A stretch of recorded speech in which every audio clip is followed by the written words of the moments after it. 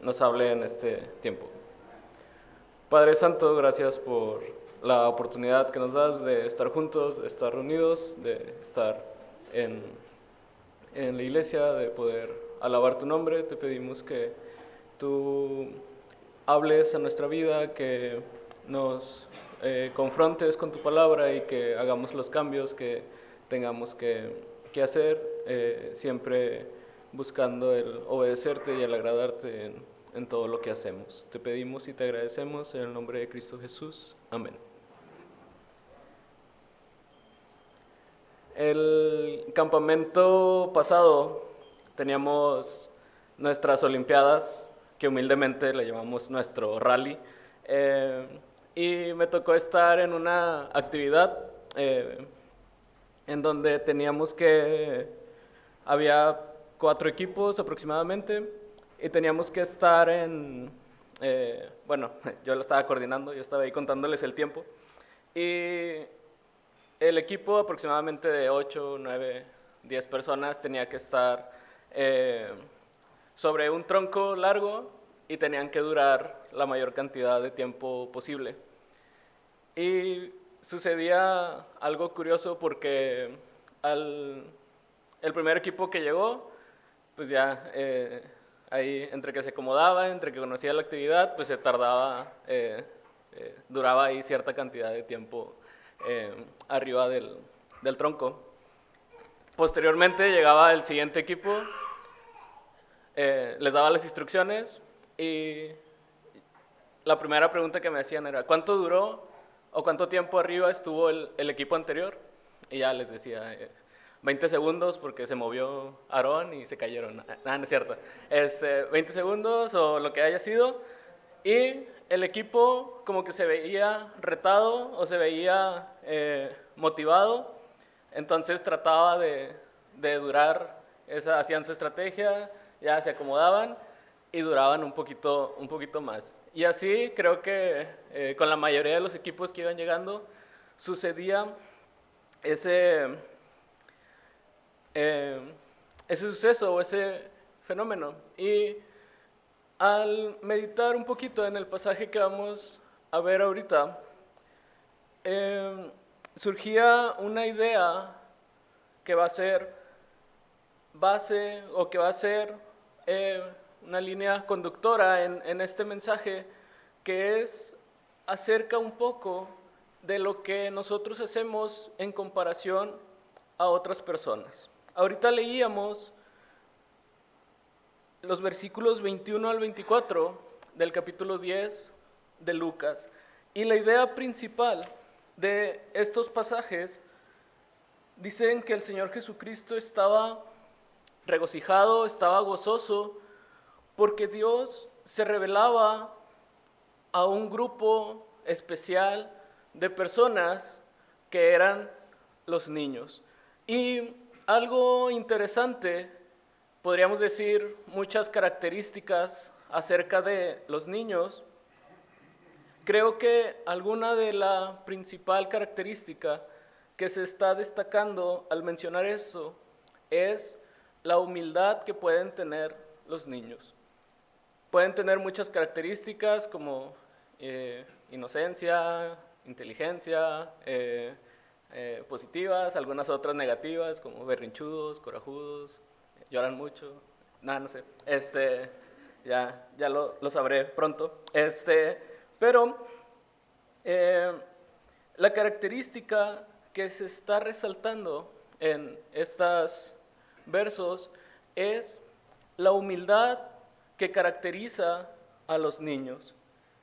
Y dice el versículo 21, ahí de Lucas 10, Señor Jesucristo hablando, dice: yo te alabo, oh Padre, Señor del cielo y de la tierra, porque escondiste estas cosas de los sabios y entendidos y las has revelado a los niños. ¿Y qué sentido tiene la humildad y la comparación? Seguramente algo que caracteriza a los niños es que pueden ver a los adultos, tal vez a sus padres, tal vez a hermanos mayores, y saber, identificar, reconocer, bueno, pues hay mucho que me toca por aprender, hay mucho que me toca por saber, por tener, por crecer, por ir. Y yo creo que eso va formando esa característica en los niños de ir desarrollándose. Y en este sentido, el Señor Jesucristo dice, aquellos que puedan tener esta característica de humildad van a poder estar más cercanos a identificar, dice el siguiente versículo, todas las cosas me fueron entregadas por mi Padre, y nadie conoce quién es el Hijo sino el Padre, ni quién es el Padre sino el Hijo, y aquel a quien el Hijo lo quiera revelar. 23 y 24 dice, y volviéndose a los discípulos les dijo aparte, bienaventurados los ojos que ven lo que vosotros veis, porque os digo que muchos profetas y reyes desearon ver lo que vosotros veis y no lo vieron, y oír lo que oís y no lo oyeron. Y es interesante que probablemente estas palabras no nos menciona qué tan grande era el público que estaba escuchando a Jesucristo, no tenemos alguna referencia. Sin embargo, esta idea va a llegar hasta alguno de los protagonistas o el causante de la historia que vamos a ver hoy, que es un intérprete de la ley. Jesucristo está diciendo, Dios, le revelaste tus más grandes secretos, y a lo mejor los estudiosos, los sabios, los entendidos, los intérpretes de la ley dicen, sí, pues claro, a los que más estudiamos, ¿no? Sin embargo, Jesucristo dice, lo revelaste y lo quisiste revelar a aquellos humildes, a aquellos niños o aquellos que son como niños. Seguramente este grupo orgulloso de intérpretes, de fariseos, hemos visto que en meditaciones anteriores que Jesucristo y los fariseos o los estudiosos de la ley no se llevaban tan bien. Pareciera que Jesucristo está constantemente provocándolos, retándolos, o más bien ellos toman las palabras de Jesucristo como algo a lo cual confrontarse. Entonces, dice el versículo 25, y he aquí un intérprete de la ley se levantó y dijo para probarle. Este mensaje de humildad impactó y tuvo su repercusión en este intérprete de la ley. Dice que Jesucristo estaba diciendo no a los sabios, no a los entendidos, y pues ya como que se pusieron el saco y dijeron, pues nosotros entonces nos estás diciendo que no sabemos nada. Y pues realmente Jesucristo, no sé si lo estaba diciendo por ellos o no, pero ya a ellos les cayó el saco. Dice, maestro, ¿haciendo qué cosa heredaré la vida eterna? Se acerca el intérprete de la ley a Jesucristo y le hace un par de preguntas. La primera, ahí como creando un preámbulo a lo que realmente quería preguntar y a cómo realmente quería probar al Señor Jesucristo. Y este intérprete va y le dice, ¿haciendo qué cosa heredaré la vida eterna? Jesucristo, siempre atento y siempre considerado, sin intimidarse, menciona, él le dijo, ¿qué está escrito en la ley? ¿Cómo lees? El intérprete nuevamente, respondiendo, dice, amarás al Señor tu Dios con todo tu corazón y con toda tu alma y con todas tus fuerzas y con toda tu mente y a tu prójimo como a ti mismo. Probablemente este resumen de la ley era conocido en este contexto, en este tiempo, ya que Jesucristo mismo en algún otro pasaje menciona que este es el más grande mandamiento, amar a Dios y amar al prójimo. En esto se reduce la ley que Dios dio a los judíos, a los israelitas, y que sirve como una revelación del plan y del deseo que Dios tiene para los judíos, para todos los humanos, para todos quienes tenemos la oportunidad de vivir, de existir, el que amemos a Dios y amemos a el prójimo, amemos a otro ser humano. Dice Jesucristo, nuevamente le dice al intérprete: bien has respondido, haz esto y vivirás. Entonces el intérprete reconoció, dijo: excelente, se fue, lo hizo y se acabó la historia. No es cierto. El intérprete dice: bueno, sí, pues yo sé esto y yo sé lo que está escrito, sin embargo, quiero todavía debatir y poner a discusión algo acerca de esta ley, que probablemente y seguramente era la razón principal por la que iba. Dice el versículo 29, el intérprete mismo dijo a Jesús, queriendo justificarse: ¿y quién es mi prójimo? Veíamos que el intérprete probablemente conocía lo que Jesús había estado predicando, había estado diciendo, había estado mencionando. Y hay algo interesante.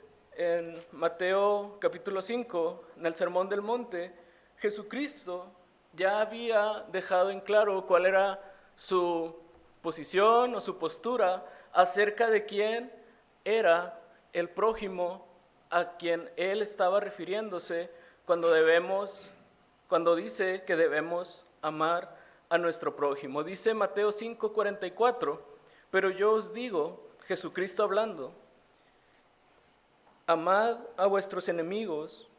Bueno, desde el 43, perdón. Oísteis que fue dicho: amarás a tu prójimo y aborrecerás a tu enemigo. La idea popular, la frase, a lo mejor algún refrán que tenían en este entonces era: amarás a tu prójimo, y hasta ahí todo bien.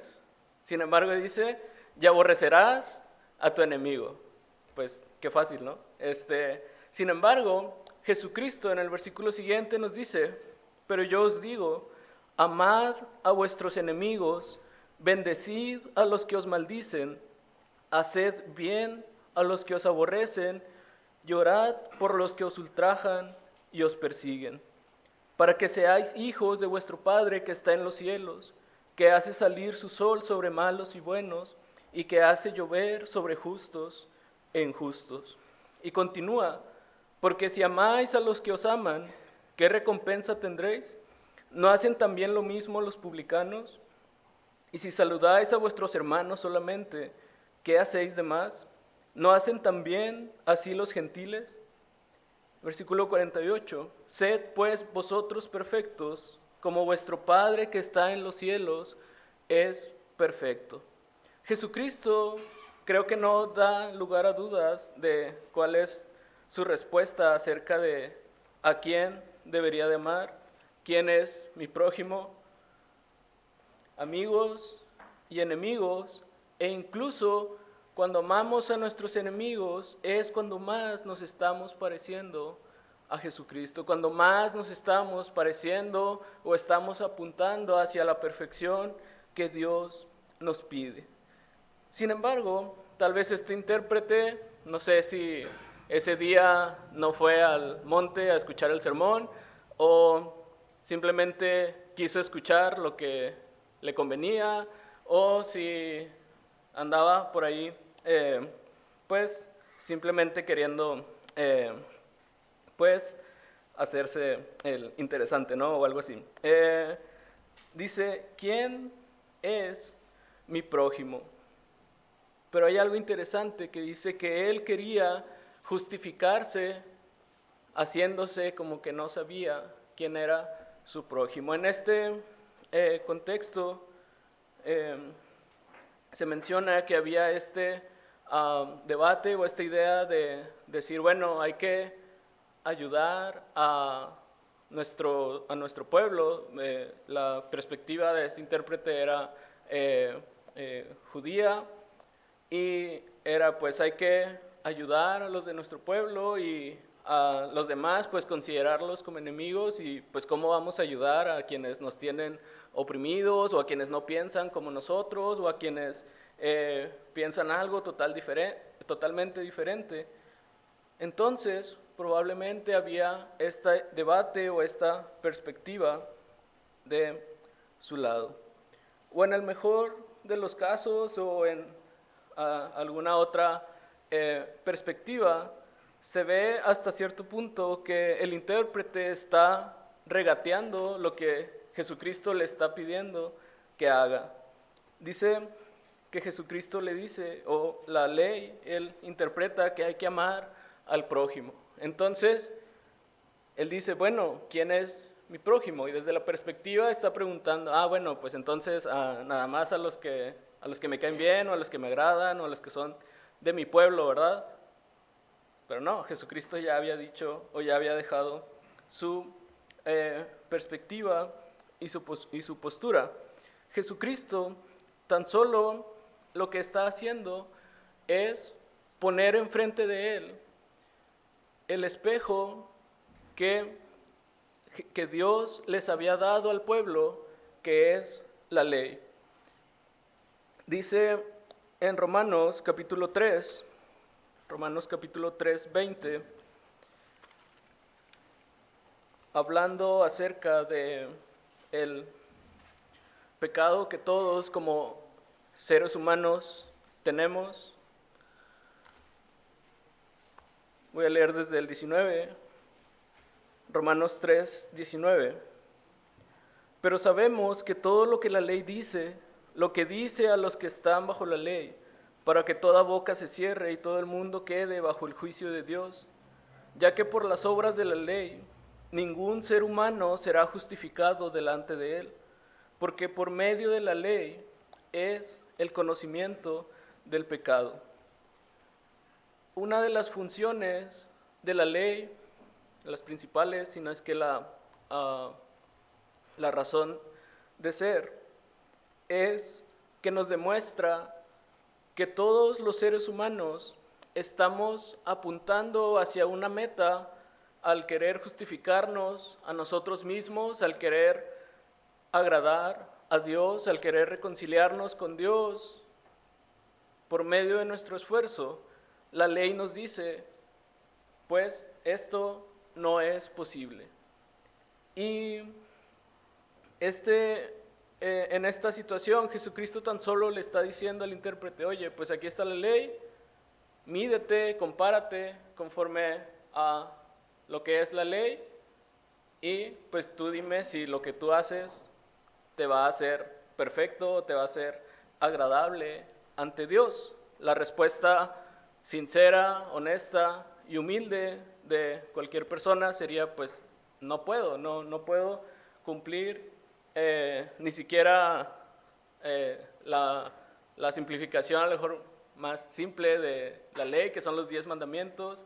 Luego que los judíos tenían más de 600 mandamientos que por ahí sacaban de lo que Dios les había dicho. Entonces, realmente una respuesta humilde y sincera era, pues no puedo hacerlo. Sin embargo, este intérprete quería justificarse a sí mismo. Y entonces, creo que Jesucristo, demostrando su amor, su misericordia, fácilmente hubiera dicho, bueno, como que pues no quieres entender, andas muy soberbio, o andas lo que quieres, pues ya no es necesario que siga hablando contigo. Sin embargo, Jesucristo no responde de la misma manera, y aún responde la pregunta que el intérprete le hace.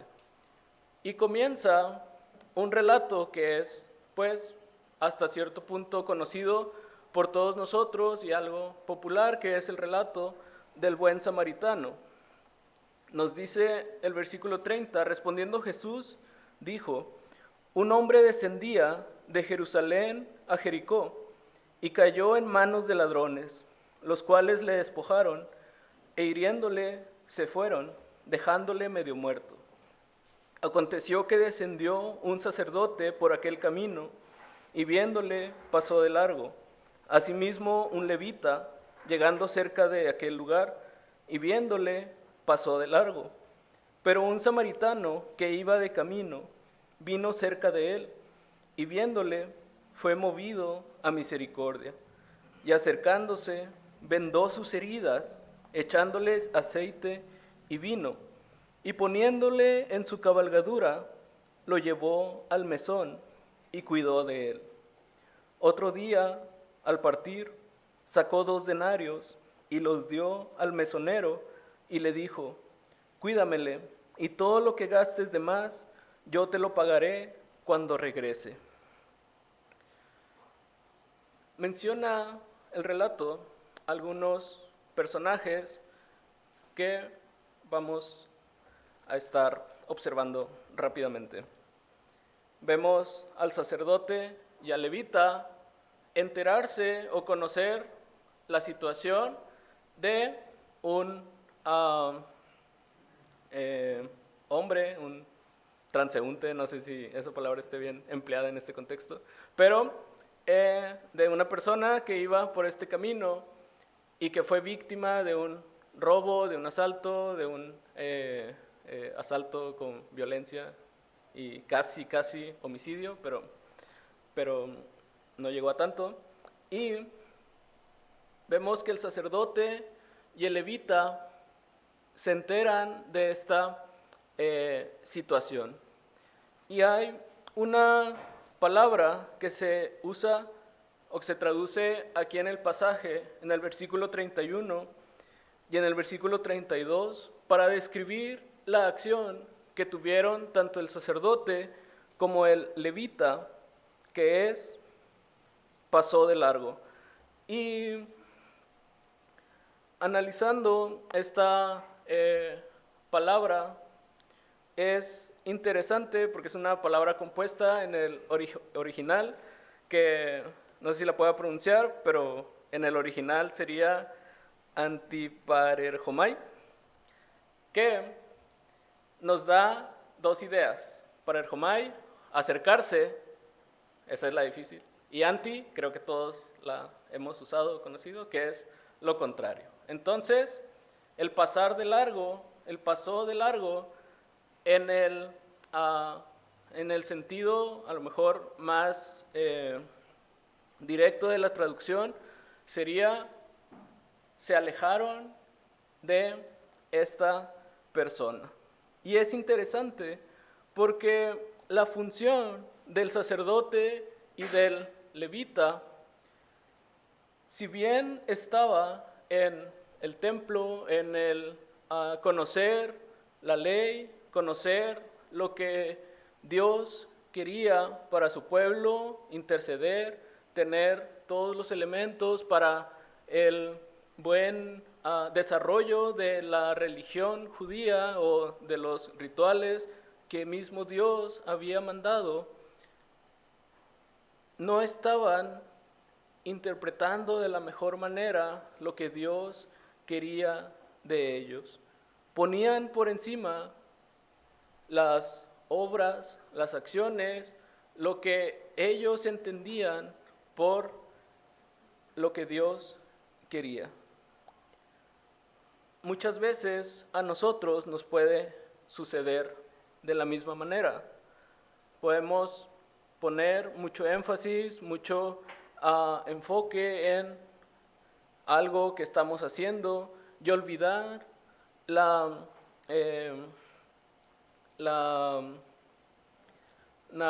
naturaleza o el por qué lo estamos haciendo. En la mañana veíamos la historia un poquito de Samuel y de Elí, y cómo Elí estaba preparando a Samuel, y desde el principio de su formación de Samuel, la su formación era, pues vas a tener que dar malas noticias, ¿no? Ya va y le dice Elí, pues te vas a morir, y tus hijos también. Posteriormente, cuando pues unge a David, a lo mejor hay un momento un poquito, unge a Saúl, perdón, a lo mejor un momento un poquito más agradable. Sin embargo, posteriormente Saúl se revela, quiere hacer su voluntad, va Samuel y Dios le había hablado y le dice Saúl justificándose, bueno, pues es que aparté unas vacas para un sacrificio que iba a ser muy agradable para Dios. Sin embargo, Dios había ordenado exterminar todas las ovejas, todo lo que había sido el botín de guerra. Y Saúl, por su interpretación o por su querer quedar bien o querer justificarse, dice, pues estoy haciendo algo que Dios nos mandó. Entonces Samuel le dice, lo estaba ahí leyendo en la mañana durante la clase, perdón, hermano Humberto, estaba un poquito distraído. Dice en 1 Samuel 15, 22, y Samuel dijo, se complace Jehová tanto en los holocaustos y víctimas, como en que se obedezca a las palabras de Jehová.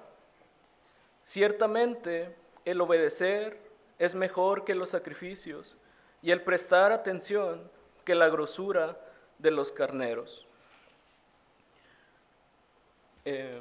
Y continúa la historia, pero no desviándonos mucho. Creo que en esencia es algo de lo que estaba sucediendo con el sacerdote, con el levita, probablemente con el intérprete, que estaban poniendo por encima actividades, acciones, rituales que Dios, si bien en algún momento los pidió, los solicitó, Dios pide algo mucho más importante de nosotros, que es la obediencia y la atención a las cosas que Él nos está pidiendo. Cada uno de nosotros, en lo personal, sabrá y entenderá qué es lo que Dios está pidiendo específicamente a cada uno de ustedes. Sin embargo, que otras actividades, que otras acciones no nos nublen o no nos obstaculicen para conocer, para fomentar nuestra relación con Jesucristo, con Dios directamente y saber qué es lo que Él quiere de nosotros. Y obviamente siempre está el compromiso y la responsabilidad de cada quien de llegar a este conocimiento a través de su palabra, a través de la Biblia, no andar inventando, bueno, es que la voluntad de Dios es bla, bla, bla para mi vida, siempre basado en lo que la Biblia, en lo que Jesucristo nos dice a través de su palabra. Entonces, vemos que el sacerdote y el levita, Antiperjomai, ya lo dije mal, pasan de largo de esta víctima y en contraste, en el versículo 33 dice, pero un samaritano que iba de camino vino cerca de él y viéndole fue movido a misericordia y acercándose, y aquí es la misma palabra, sin embargo le quitan el anti y ahora sí se acerca. Se acerca, ¿por qué? Porque palabras anteriores nos dice que fue movido a misericordia. La traducción o la definición más directa de la palabra dice con un deseo desde las entrañas. Creo que la traducción es mucho mejor. Dice que fue movido a misericordia. Algo que este samaritano hizo es que principalmente y primeramente tuvo compasión, tuvo misericordia, tuvo, otra de las definiciones era tuvo cariño hacia él. Y si nos vamos a los pasajes que veíamos del Sermón del Monte, que decían, ama a tus enemigos, creo que el samaritano estaba demostrando el amor ese amor que Jesucristo estaba pidiendo de su audiencia, de sus seguidores, de sus creyentes. Se supone que, o conociendo esta persona, esta víctima, muy seguramente era pues un judío, tal vez pues habitante de ahí de Jerusalén, que estaba transitando por este lugar. Y si veíamos en lo que el intérprete le decía a Jesucristo, oye, hay que amar, y Jesucristo le dice sí, y el intérprete le dice, pero amar nada más a mis amigos, y Jesucristo le dice, no, a todos, y pues ya como que ahí andaba regateando el intérprete. Y esta, digamos que relación más directa del sacerdote o del levita con el judío, pues era justamente a lo mejor la opción más fácil. Todavía si la víctima hubiera sido pues a lo mejor un extranjero, a lo mejor alguien, pues dijéramos, bueno, pues a lo mejor desde su perspectiva tenían razón de no quererlos, de dejarlos ahí casi medio morir, pero ni siquiera la opción más sencilla, la opción más fácil en este relato, el sacerdote y el levita la estaban cumpliendo. Me puse imaginativo y dije, probablemente esta historia hacía sentido en este contexto, para este intérprete. Probablemente, ya poniéndome muy dramático, tal vez a él le había sucedido alguna situación similar y por esto tenía un impacto. Pero lo que sí, al menos, no era algo inusual o no era algo que el intérprete pudiera decir, ay, eso ni pasa, nosotros somos bien buenos con la gente, nosotros hacemos todo lo que Dios nos dice. No tenía cómo justificarse el intérprete. Y al otro extremo, alguien que ellos consideraban peor que sus enemigos, que eran los samaritanos, por razones ahí políticas y situaciones de los judíos, que los consideraban aún peores que otras personas. Aún esa persona demostró un mayor amor, un mayor compromiso, una mayor humildad hacia lo que Dios y hacia lo que Jesucristo les había pedido. ¿Cómo debemos entonces nosotros amar? Sin límites. El samaritano dispuso de su tiempo, de su dinero, de su fuerza, de todo con lo que él contaba. Esa es la forma en la que Dios nos está diciendo que hay que amar y que hay que hacerlo. La historia nos da esa aplicación directa de, ir y amar. ¿Por qué? Porque Jesucristo me lo está pidiendo. A mis amigos, a mis enemigos, a los que me caen bien, a los que no, a los que conozco, a los que no conozco, a cualquier persona que pueda amar, que pueda hacer el bien, que pueda compartirle la palabra, que pueda hacer algo que esté en mis capacidades o incluso que exceda mis capacidades, lo tengo que hacer. Y también la historia nos da una perspectiva del amor que Jesucristo nos tuvo al nosotros estar muertos en nuestro pecado.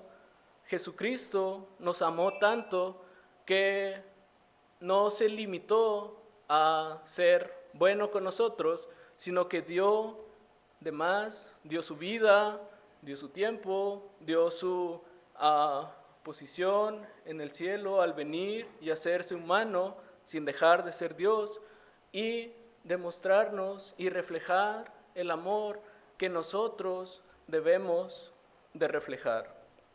Entonces, esta historia funciona en estos dos sentidos y en estas dos vías.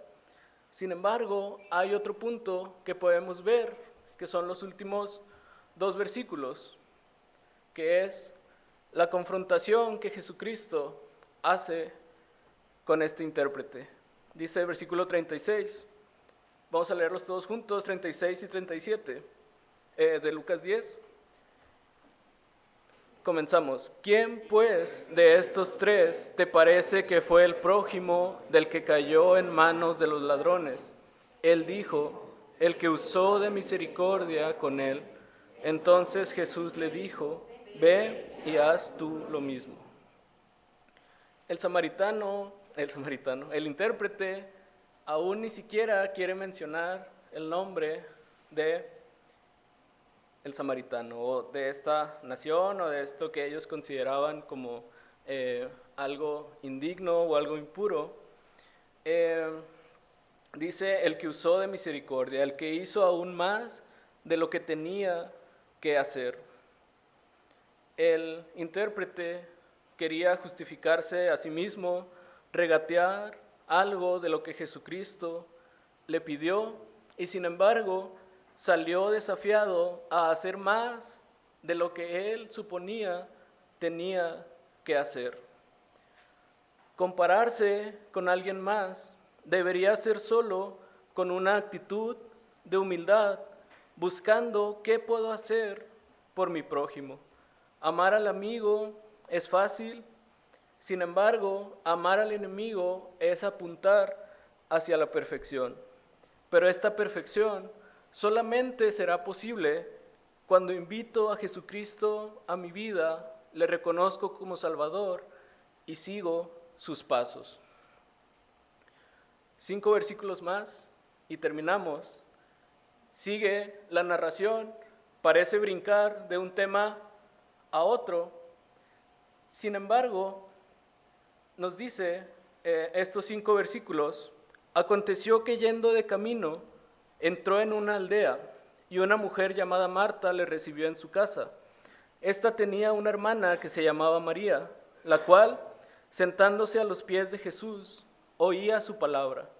Pero Marta se preocupaba con muchos quehaceres y acercándose dijo, Señor, ¿no te da cuidado que mi hermana me deje servir sola? Dile pues que me ayude. Respondiendo Jesús le dijo, Marta, Marta, afanada y turbada estás con muchas cosas, pero solo una cosa es necesaria, y María ha escogido la buena parte. Jesucristo, posterior a su relato del buen samaritano hacia el intérprete, va y se hospeda en casa de sus amigos Marta, María y Lázaro. Tal vez Jesucristo iba con sus discípulos, mínimo a lo mejor ahí con los 12. Dice que tenía otros 70, no sé qué tan grande era la casa de Marta y María o qué tan encajoso iba a ser Jesús, pero traía ahí a todos sus discípulos. Y Marta está sirviendo, está ayudando, está sirviendo a lo mejor a más personas de las que ella se podía imaginar. Estaba amando, estaba sirviendo, estaba haciendo justamente lo que Jesucristo había pedido, que sirvieras, que amaras a las demás personas, que ayudaras, y parece estar en lo correcto Marta, y va con la persona correcta y le dice, Jesús, pues mándame a Marta para que me ayude tantito para descansar. Sin embargo, Jesucristo la reenfoca hacia lo realmente necesario. Dice, Marta, Marta, afanada y turbada, estás con muchas cosas, pero solo una cosa es necesaria, y María ha escogido la buena parte, la cual no le será quitada.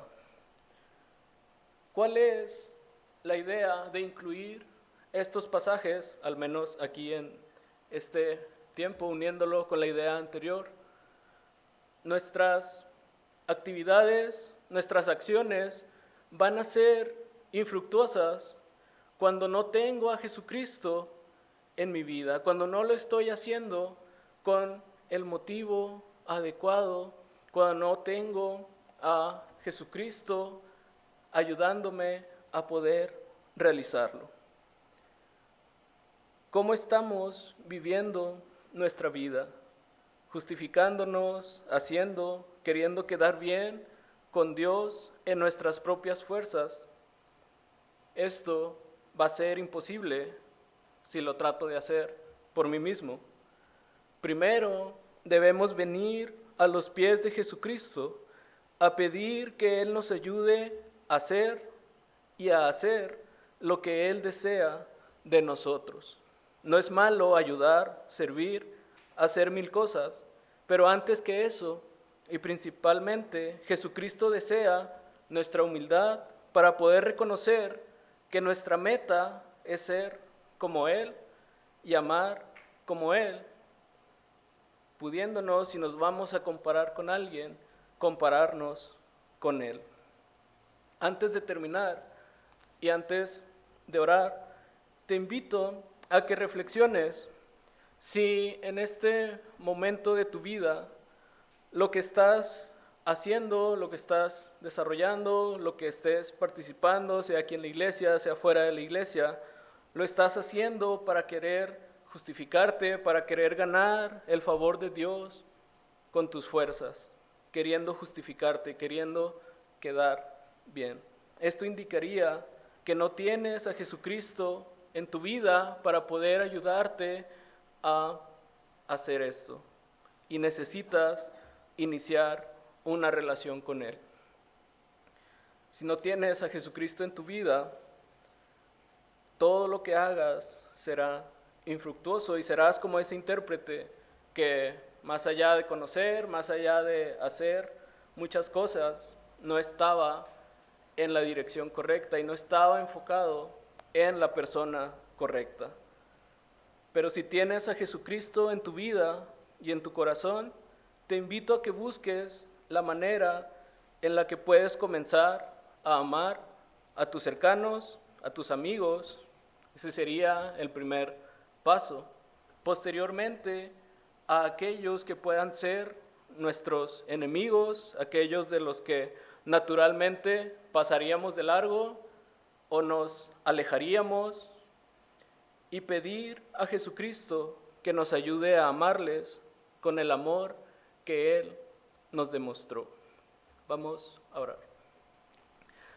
Padre Santo, gracias porque Tú tienes misericordia de nosotros, tienes compasión, tienes amor de todos nosotros que en algún momento nos hemos rebelado de tu voluntad, que hemos hecho algo que no te agrada. Te agradecemos porque aún y a pesar de ello tú nos amaste. Te pedimos que nos ayudes a poder reconocer nuestra condición, nuestra situación de pecado y que podamos buscarte principalmente a ti, tenerte en nuestro corazón, tenerte en nuestra vida, reflejarlo con acciones a las demás personas, que nuestra característica principal, más allá de cualquier otra condición, sea que somos tus hijos y que somos tus discípulos y queremos hacer lo que tú quieres.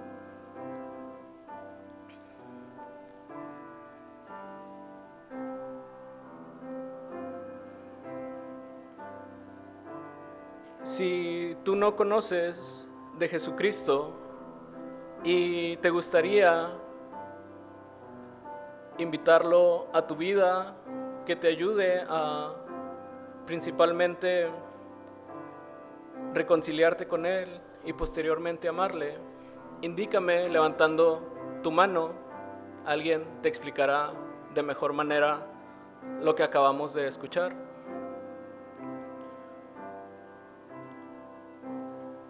Y si ya tienes a Jesucristo en tu corazón, simplemente analiza tu vida, decide buscar qué es lo que Dios quiere, qué es lo que Dios está pidiendo de ti, qué acciones tengo que realizar que puedan reflejar el amor, la misericordia y no pasar de largo por las necesidades de los demás.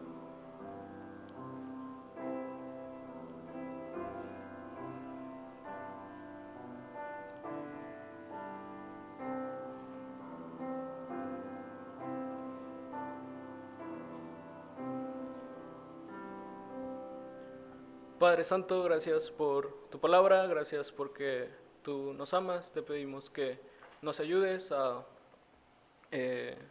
salir y poner en práctica lo que tú quieres en nuestras vidas. Te pedimos y te agradecemos todo en nombre de Cristo Jesús. Amén.